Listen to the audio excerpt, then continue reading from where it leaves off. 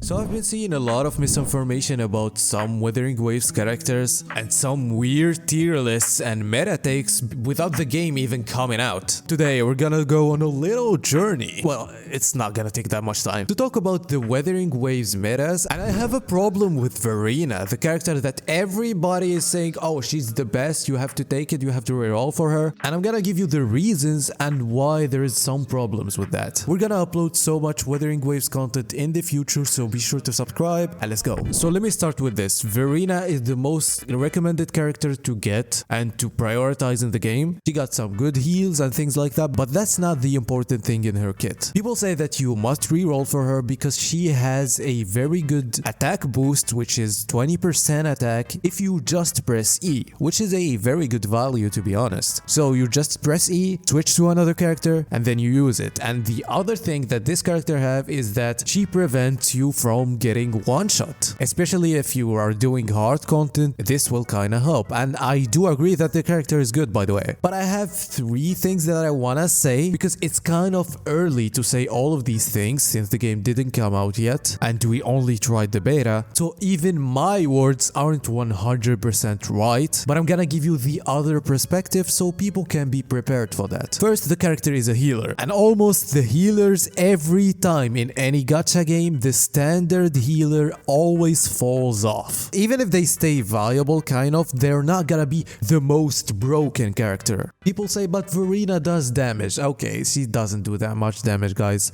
Even if she does some damage, in terms of damage, she's gonna be power capped. That's not a problem. I don't think so many people are debating that, but for the people that are, she's not. Now, the second thing is, she doesn't always just prevent you from getting one shot. This effect does occur once every 10 whole minutes. Like, this is bad, okay? I don't know why they put it at 10 minutes. So I know it's a very powerful buff, but 10 minutes is insane, to be honest. Like, nobody is gonna wait for that. I'm just gonna be real.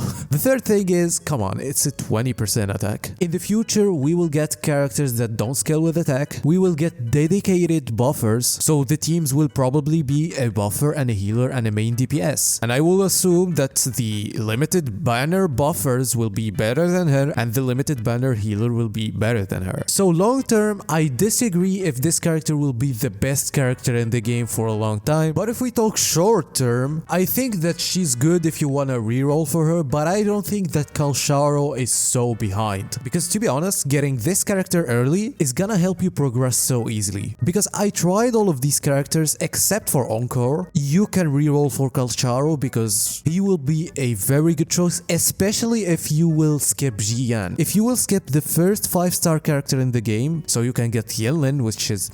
come on, most people are gonna do it. Kakarot will be a very good choice for you. But I by no means say that Verina is bad. I'm just saying that she's not as good as people say, and she's not gonna be that good in the future. But let me talk in general about meta takes in Wuthering Waves, especially early on. We cannot be 100% sure about everything, but we have to consider the early game stage in the game, because metas will change a lot. In 1.0, the tier list will be very different than 1.1. This happens in every single game, so try to not take tier lists as face value and they're right, and then go to the content creator that made this tier list after a version and say, oh, the character is now bad, it's your fault, you made this, you made that. No, content creators in the end are just giving their opinion and their analysis, as I'm doing right now, and you have to expect some mistakes and some things to change because now it's centered to early game. And for example, people said that don't use Alto, this character is bad. If you got this character, you don't have to play the game.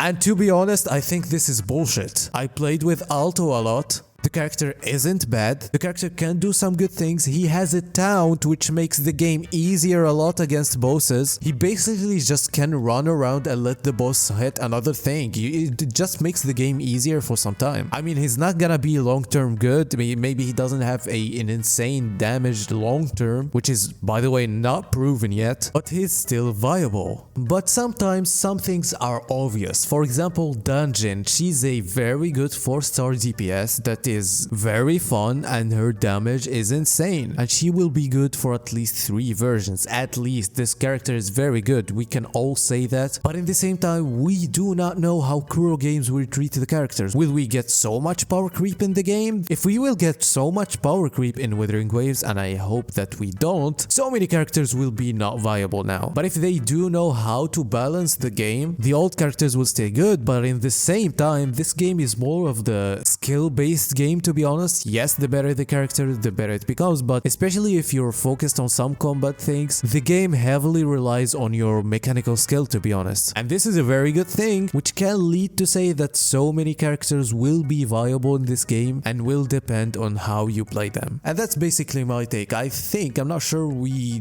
uploaded 2 videos today. Anyway, thank you for watching. Don't forget to like and subscribe. Let's try to hit 10K as soon as possible. Peace, boys.